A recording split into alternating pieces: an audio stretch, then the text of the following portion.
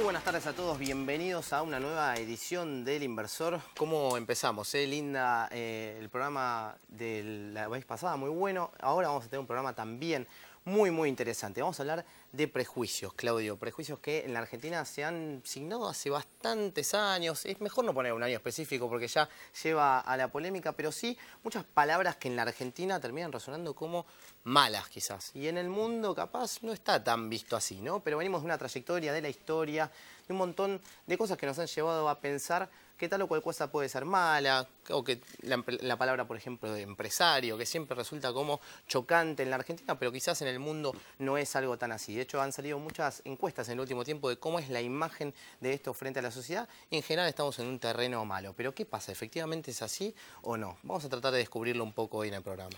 Sí, sin duda.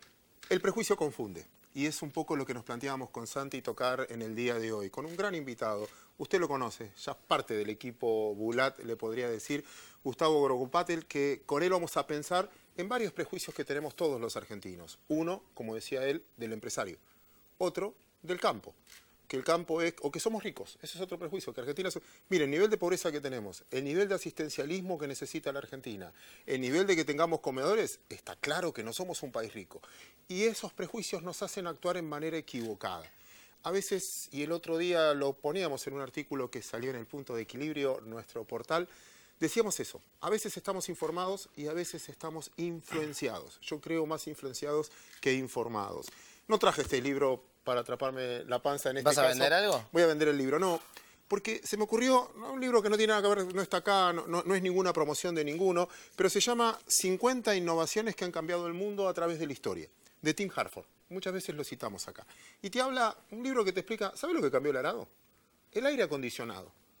Porque uno habla de innovación y cree que es solo tecnología, claro, lo que fuera. Sí. Entonces, el tipo te plantea ganadores y perdedores después del aire acondicionado. Ganadores y perdedores después de la sociedad de responsabilidad limitada. Los ganadores, muchos inventos que transformaron una sociedad con los prejuicios que había, que hoy nos parece normal. Para vos es normal el aire acondicionado. Claro, sí.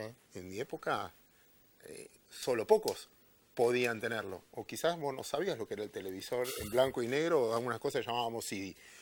Hay un montón de cosas que transformaron... Bueno, sos joven, pero vos, ¿viste lo de CD? No. ¿No llegaste a usar? Sí, obvio que sí. Nada, me estás cargando. Sí. ¿No sabes ya pendrive? No, por favor. Perdón. Te dejo seguir. Tengo un prejuicio en eso. Pero bueno, es parte de, veía de que creemos que los innovadores es solo de ahora. Y el mundo se hizo por innovadores que enfrentaron esos prejuicios y cambiaron una actitud en la sociedad. Creemos que Gustavo es uno. Por eso queríamos hablar con él y nos parecía un muy buen invitado para tratar de movilizarlos a ustedes en romper ciertas barreras que tenemos estructuradas y que a veces nos hacen equivocarnos. Tenemos redes. Tenemos redes, se pueden comunicar con nosotros en Twitter, en Instagram y en Facebook como Equipo Bulat. Pueden también volver a ver todos nuestros programas, nos encuentran allí en YouTube como El Inversor Oficial. Pueden también escribirnos si tienen alguna consulta, equipo.bulat@gmail.com, y también, como dijo Claudio previamente, leer nuestro newsletter www.elpuntodeequilibrio.com. Ojo que también está Darío Guardado con nosotros en un ratito, porque justamente hoy es programa agro, ¿eh? Vamos a hablar del campo y obviamente los agrotips también. Empezamos de esta manera.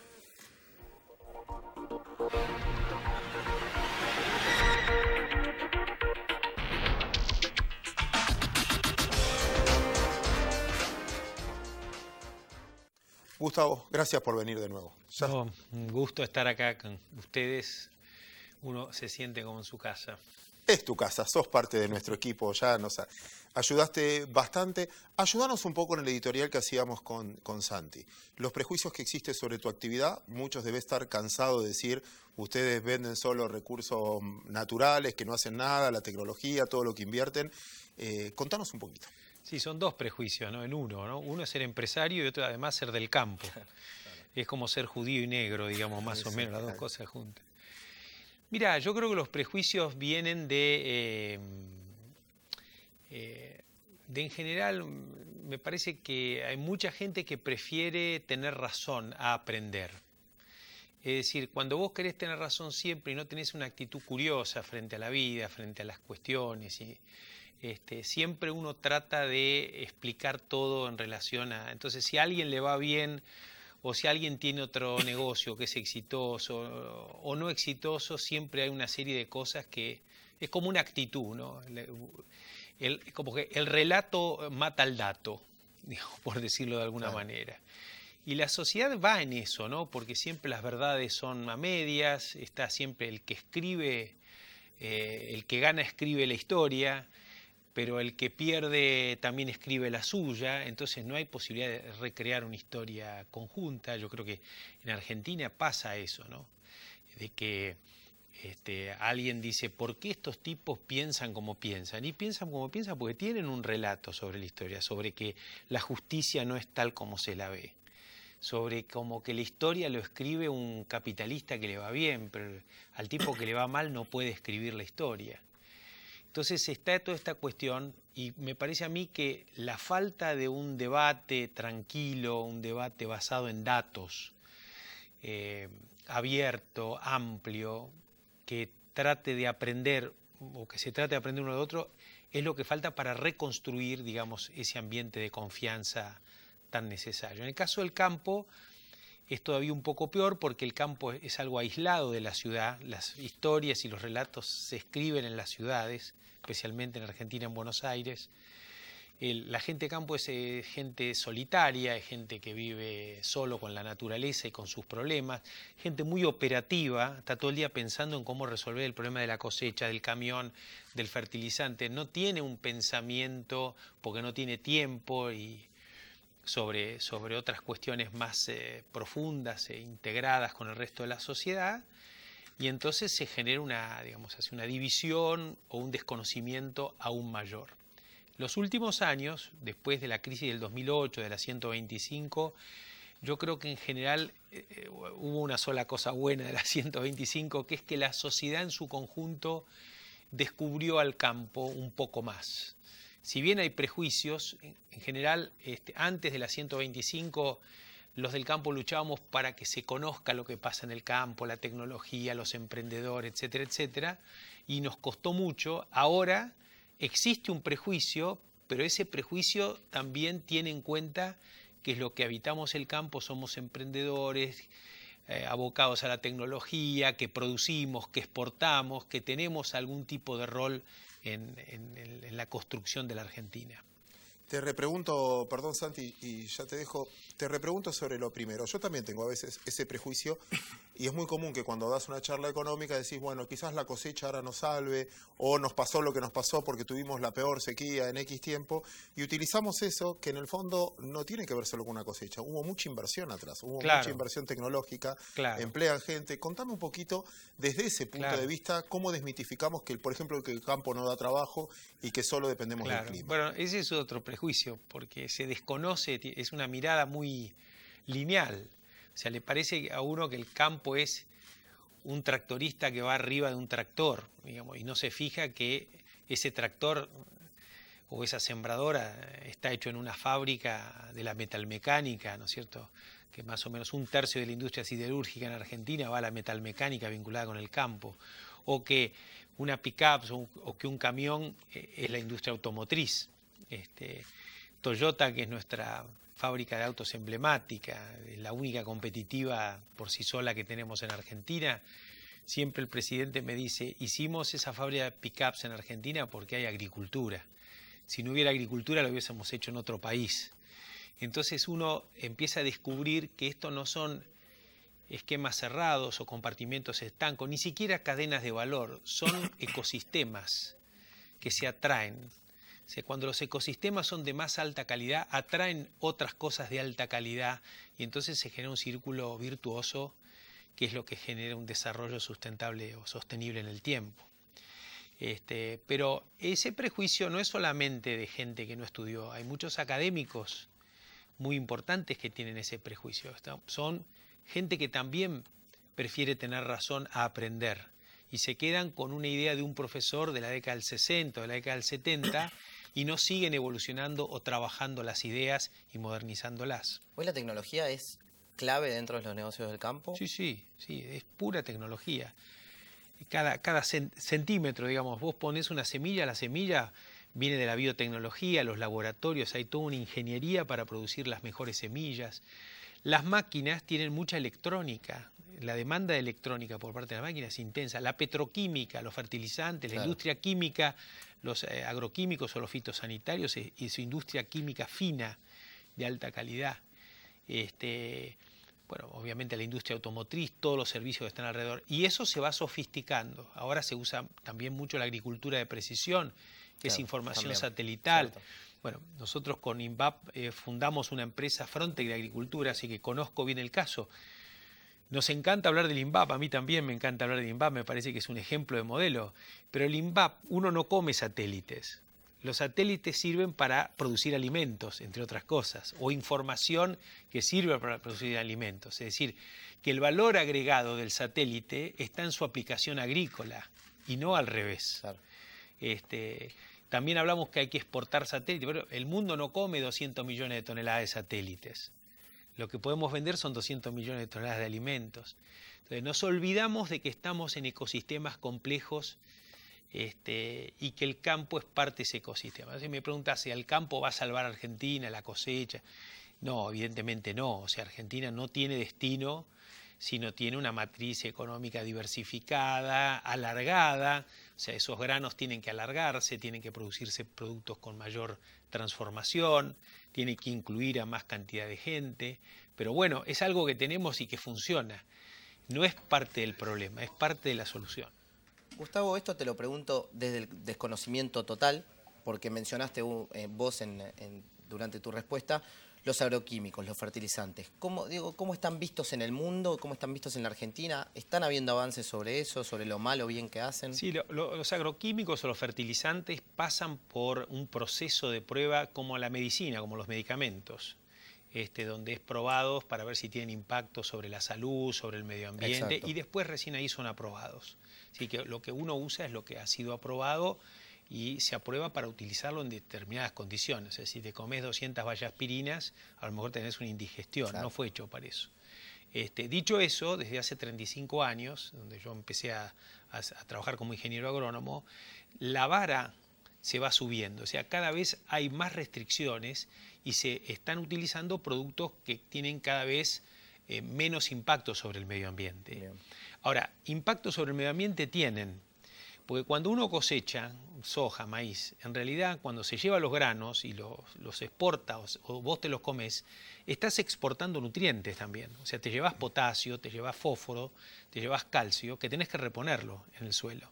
Es decir, que no es neutro que vos coseches con la intensidad que se cosecha. Tenés que reponer los productos. Por otro lado, si vos tenés malezas o tenés plagas, tenés insectos y demás que compiten, la productividad baja, hasta te pueden destruir los cultivos. Bueno, uno se acuerda de la langosta, por ejemplo, u otros que directamente te liquidaban los cultivos, con lo cual tiene que haber algún mecanismo de defensa de los cultivos. Si no, realmente podrías tener impacto sobre la producción, el acceso, el precio. Cuando el precio aumenta hay más pobres que dejan de comer. Entonces es parte de un equilibrio, digamos, donde el Estado, las reglas y demás tratan de ir regulándolos y llevar el sistema hacia sistemas mejores. Yo creo que en el futuro va a haber productos biológicos que van a controlar las malezas y las enfermedades, porque hacia eso va la investigación. Yo creo que se va a hacer también la producción con menos uso de fertilizantes probablemente, pero faltan algunos años. Vamos a otro prejuicio. Algo hablabas del derrame, de la actividad del campo, alguien que compra una cosechadora, a cuánta gente le termina dando trabajo. Pero contame cuán concentrado está ese mundo, si son 5 exportadores que manejan el precio, si son... ¿Cómo funciona desde el punto de vista de la macro? Sí, los exportadores son más o menos unos 20, la mitad son empresas nacionales, la mitad multinacionales. Y digamos, los productores somos más o menos 100.000 productores. O sea, es un sistema realmente bastante poco concentrado. Tienen que ser 20 los exportadores porque se necesita masa crítica. Uno no se puede poner a llenar un barco con 100.000 personas que lleven un tachito con grano. Tiene que haber algún nivel de concentración, si no es inviable. Pero bueno, también están las cooperativas, que de alguna forma tratan de concentrar a esos productores. Y es un juego donde la competencia es bastante buena. O sea, se puede hablar de que hay competencia, hay mercados bastante transparentes, líquidos, hay mercados de futuros, hay de opciones, los hay acá y los hay en Chicago, los productores pueden trabajar en uno u en otro lado, es decir, es un sistema donde el mercado arbitra bastante bien los costos de transferencia o los precios de transferencia. Gustavo, voy por otro lado, que es el impositivo.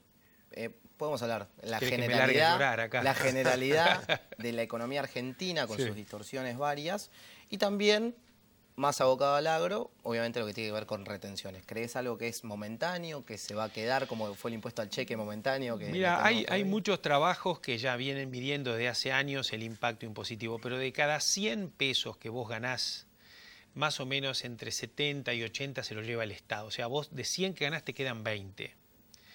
Vos imaginate a vos, digamos, que cobrarás tu salario o cualquier persona que lo haga, el incentivo realmente a producir e invertir. Por eso en Argentina no se ha invertido mucho en el interior en procesamiento, porque hay poco ahorro, hay poca capacidad de ahorro y encima no hay mercado de capitales, ¿no es cierto?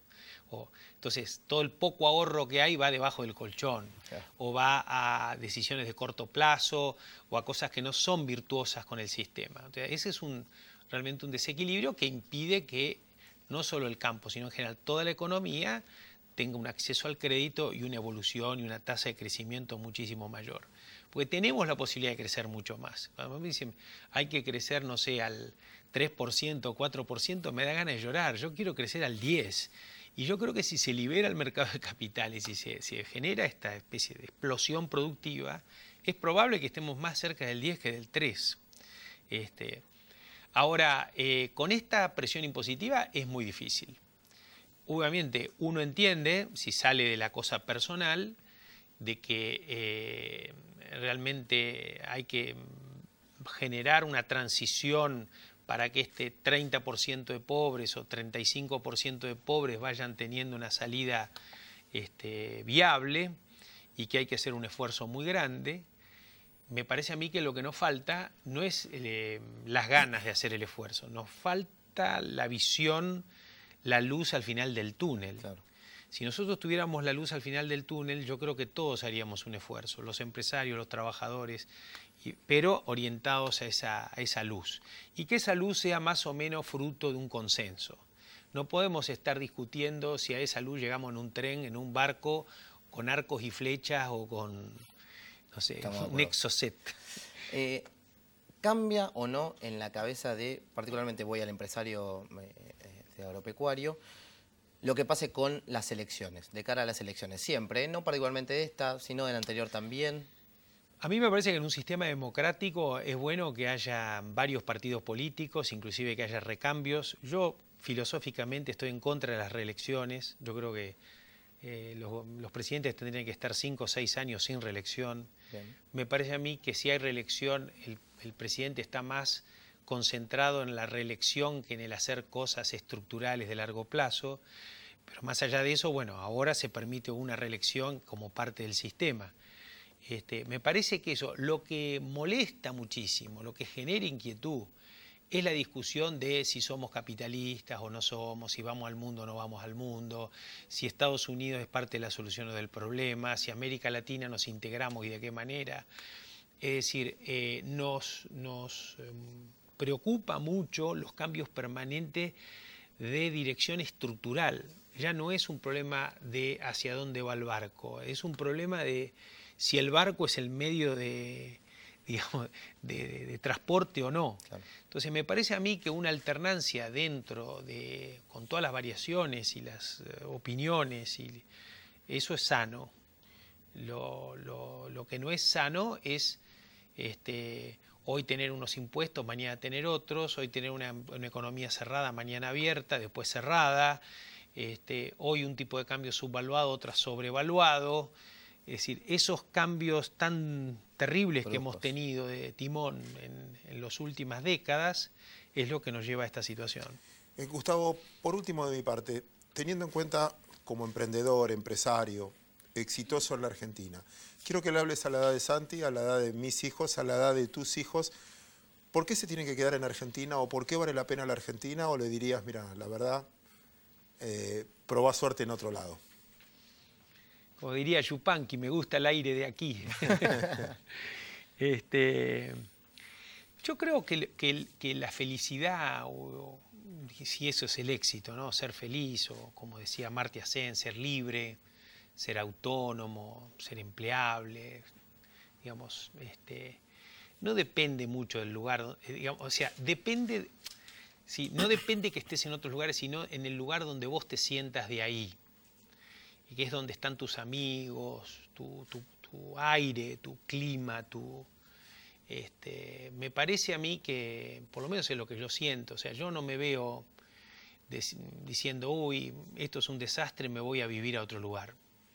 Pienso que, bueno, uno está acá y es el lugar donde vinieron tus abuelos y demás. También es cierto que voy a contradecir esto, ¿no? Porque mis abuelos estaban en un lugar y vinieron para acá. Así como ellos cambiaron de lugar buscando otra, y más digamos, en tiempos de la globalización, donde no importa tanto dónde estés, también estaría. Yo creo que yo elegiría Argentina, ustedes hagan lo que quieran. Primero porque hay oportunidades, porque hay buena calidad de talentos humana, hay potencial en los recursos. Me parece que de lo que se habla de las grietas y demás son grietas truchas, no son grietas, son parte de una discusión de una sociedad vibrante, digamos, en lo político. Yo creo que grietas hay en otros países que conozco, donde realmente la diferencia entre ricos y pobres, no la diferencia de guita, sino la diferencia de expectativas, claro, es muy grande. Acá felizmente la diferencia de expectativas no son grandes, todos tienen el deseo de ser clase media, o de estudiar, o de progresar, y me parece que por eso tenemos que luchar. Y finalmente lo que te hace feliz no es lo que tenés en términos materiales, sino lo que te ha podido realizar como ser humano, como trabajador, como profesional. Nos quedaremos entonces. Nos quedamos. Bueno. Muchas gracias, Gustavo. Gustavo, muchísimas gracias. Te invitamos ahora a escuchar nuestros agrotips con Darío Guardado.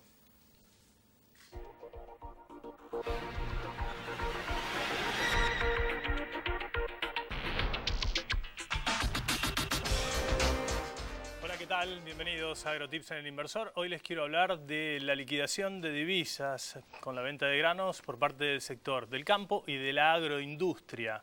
Hay que decir que entre abril y junio se va a ver seguramente la mayor cantidad de liquidación de divisas a través de la venta de granos y de subproductos. Estamos hablando de las harinas proteicas, los aceites, el biodiesel, entre otros productos. Esto ha generado gran expectativa en el gobierno, teniendo en cuenta que el ingreso de divisas sería de alguna forma de apaciguar lo que pasa estos vaivenes con el tipo de cambio, con el dólar en medio de este año electoral y justamente elecciones presidenciales. Según la Cámara de la Industria Aceitera de la República Argentina y el Centro de Exportadores de Cereales, desde que comenzó el año hasta mediados de abril se han liquidado ya cerca de 5.000 millones de dólares entre lo que es venta de granos y subproductos a los distintos mercados del mundo. Hay que tener en cuenta que de acuerdo a datos privados de las principales bolsas de cereales, la Bolsa de Comercio de Rosario, Argentina va a cosechar entre 53 y 54 millones de toneladas de soja, 47 aproximadamente millones de toneladas de maíz, y esto, claro, va a traer, si sumamos las 19 que se han cosechado de trigo, si sumamos también al girasol y por supuesto al sorgo y al cebada y a otros granos, vamos a estar ingresando a este país unos 28.000 millones de dólares en materia agropecuaria, unos 6.500 más que el año pasado, que fue fuertemente golpeado por la sequía. Pero acá la gran discusión es qué va a pasar con la liquidación. ¿Es el productor realmente el responsable de liquidar o los exportadores? Bueno, el productor en realidad vende sus granos y lo va a hacer en la medida que pueda pagar las deudas del año pasado, afectado por la sequía,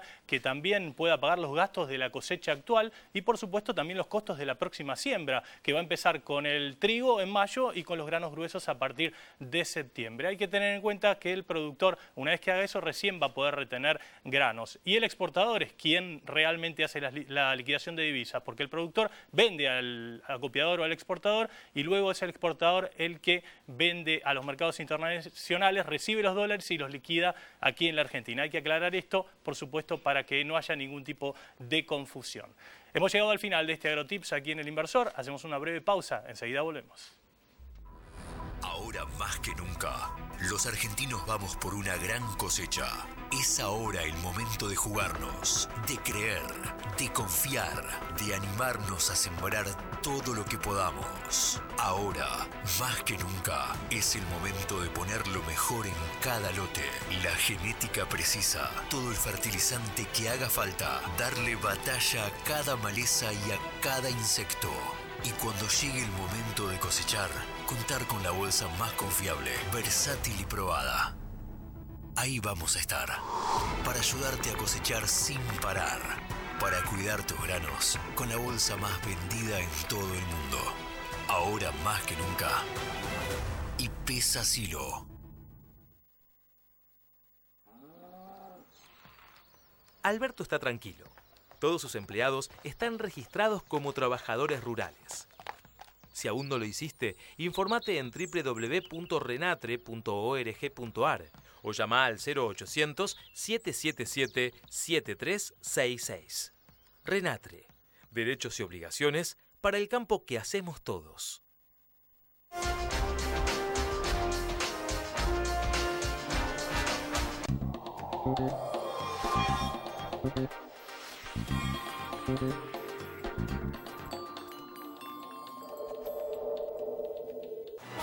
Para cada uno, crecer es algo distinto. Lo importante es tener quien te acompañe. Banco Ciudad te quiere ver crecer.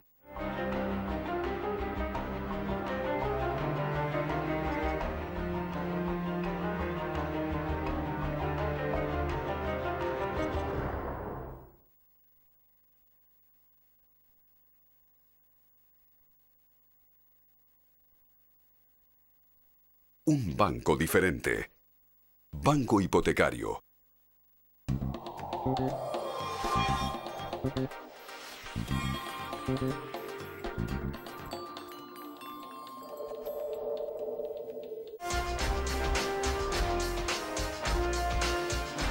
Llegamos al final del programa. Tuvo tanto contenido que no tenemos tiempo solo para decir las redes. Newsletter nos pueden leer www.deequilibrio.com y nos encuentran en todas nuestras redes como Equipo Bulat. Búsquenos allá y nos reencontramos el sábado que viene a las 14 horas.